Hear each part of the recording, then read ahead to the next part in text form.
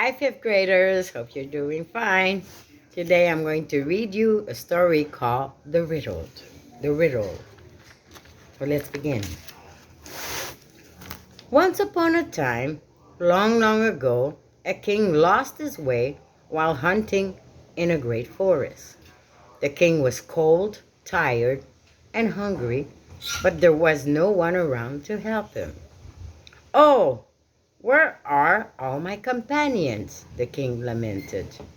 When suddenly, not far off, he noticed thin spires of smoke drifting up through the tall trees.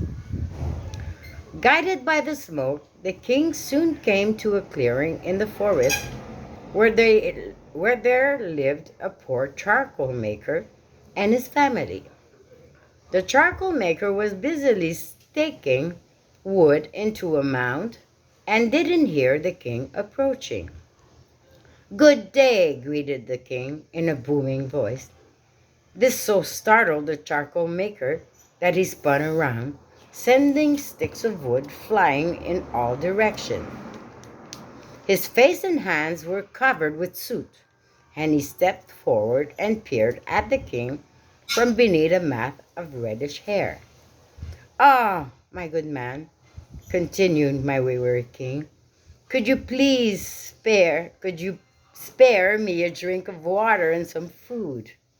I have had no refreshment all day." The charcoal maker, who had been looking intently at this finely dressed stranger, suddenly realized that it was the king who stood before him. "You, your Majesty, oh dear, can it really be you?" stammered the charcoal maker, not quite believing his own eyes. "Yes, of course, your Majesty. Please, sit down. Here, by the fire." After making a hasty bow, he called excitedly to his wife. Anna, some water, some food, quickly!" In his Majesty, the king. In the space of a wink, a plump, ruddy-faced woman came scurrying out of the hut, balancing a plate of steaming roasted onions and carrying a jug of cold water. "Pardon us, your Majesty. We have so little to offer you," apologized Anna as she set the food down near the king. And with a flustered curtsy, she hurried back to the hut. The king ate and drank with great gusto. Delicious! How hungry and thirsty I was. This fresh cold water is better than wine. You see, I was hunting with my companions when we got separated and I lost my way. They must have returned to the castle thinking that I had gone home. After his meal, the king looked around at the smoking mounds and wondered about the hard life of a charcoal maker. "And you, charcoal maker?" inquired the king, motioning for him to sit down. "Living here in the middle of the forest, far from village or castle, working long hours to make charcoal for others to burn and receiving little thanks for your labor. How much do you earn a day for your work?"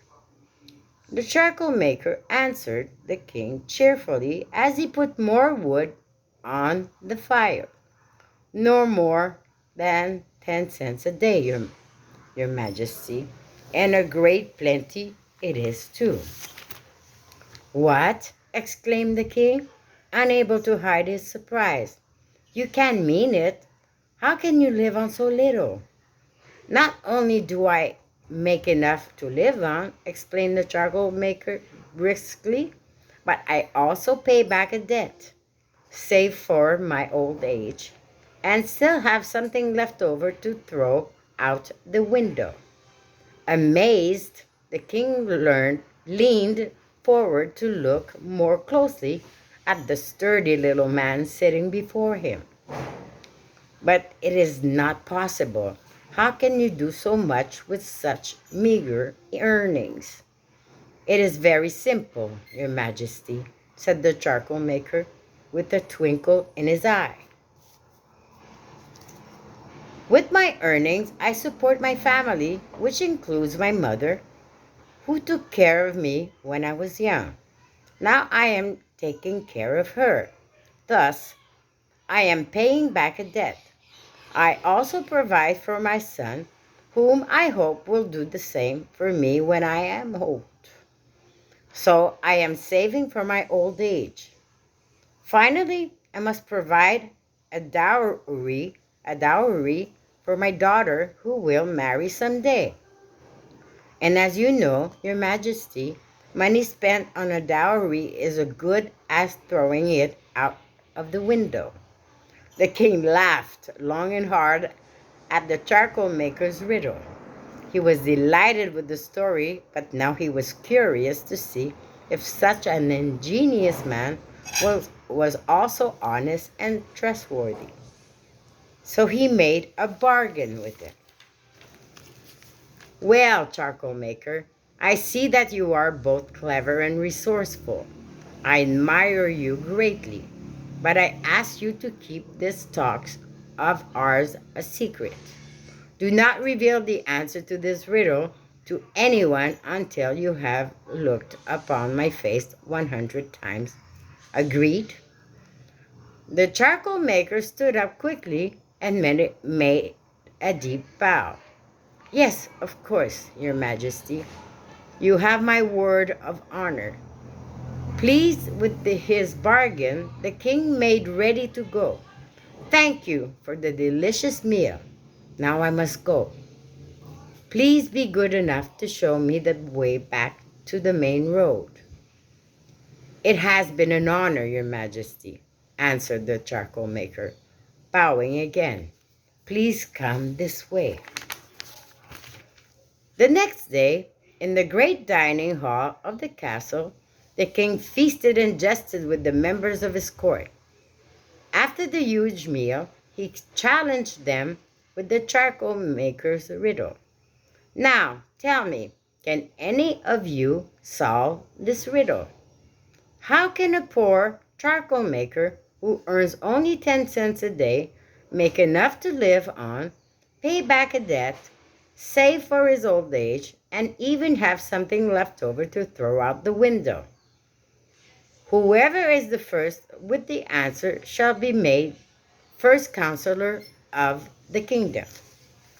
Immediately the hall was filled with a great humbuzz, as wise men, courtiers, and scholars talked about the riddle. Many attempted to solve it, but the king, his eyes shining with delight, shook his head. No, again and again. No one in the whole court could find the answer. Only one courtier did not participate in the debate. He quietly got up from the table, tied a bag to his belt, and with a cunning smile slipped out of the palace unnoticed. After a long ride, he approached the charcoal maker's home. I say, you there, charcoal maker, called out the courtier. I have come a very long way to ask you to solve a simple riddle for me. How can a charcoal maker such as yourself, who earns only 10 cents a day, make enough to live on, pay back a debt, save for his old age, and still have something left over to throw out the window? Glancing up from his work and the eager courtier, the charcoal maker slowly shook his head. Please, pardon me, sir. I am sorry you have made such a long journey, but I can't tell you the answer to the riddle, for I have promised not to. Yes, of course, smiled the courtier slyly. But what do you say to these 10 gold pieces? And he pressed them one by one in the charcoal maker's hand. The charcoal maker looked thoughtfully at the coins but shook his head again. No, sir.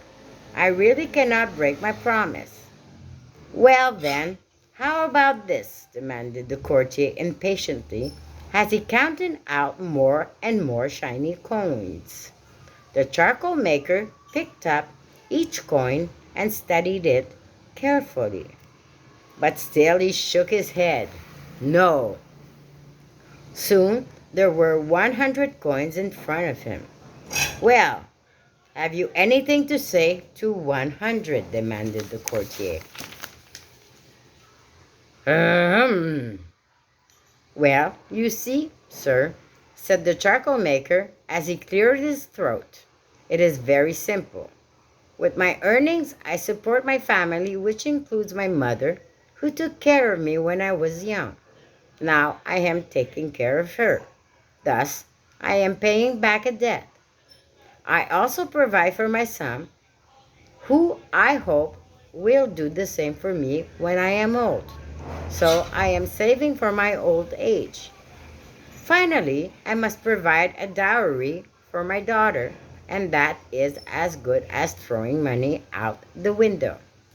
The courtier laughed heartily, and the charcoal maker's reply, "Aha! How very clever! Thank you, my good man. Thank you indeed." Hastily, he mounted his horse and rode off in the direction of the castle, already picturing himself as first counselor of the kingdom. That evening, when the courtier returned to the castle, the king was seated on his throne by a roaring fire.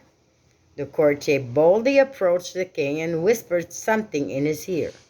The king's face suddenly turned bright red with angry surprise. "So you see, your majesty," boasted the courtier in a loud voice, "I have guessed the answer to the riddle, and I should be made first counselor of the kingdom, as you have promised." Yes, yes, I must keep my word. If you did indeed guess the answer to the riddle," replied the disappointed king, "but first I must have a word with the charcoal maker. Have him brought to me at once." Before the king had finished his dinner, swift riders brought the charcoal maker to him.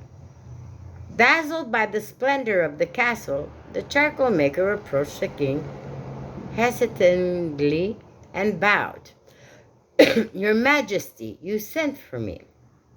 You have broken your promise to me and have told the answer to the riddle," said the king angrily to the poor charcoal maker. "I thought you were as honest as you were clever.